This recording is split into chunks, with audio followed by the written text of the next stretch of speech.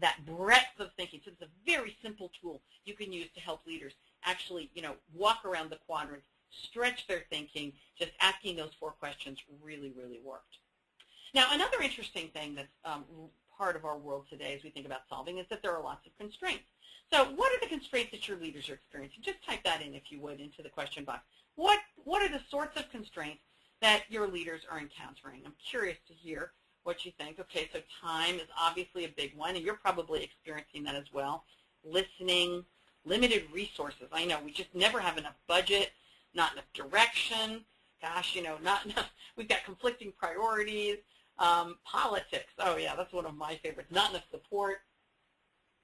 So, and in the world of creative thinking, which is also part of our legacy, one of the things you learn right away is, rapid evolution of technology is a huge one, is that you can either look at constraints as obstacles, which is a mindset, or you can flip it around and say, how do I use the constraint as a way to get more creative?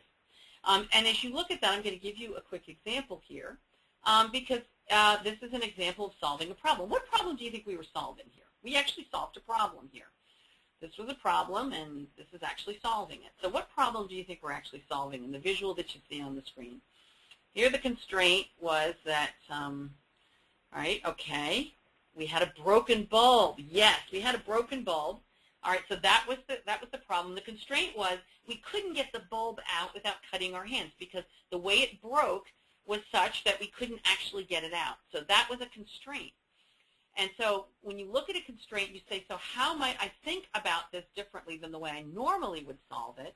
Then you can then begin to see that as an actual asset.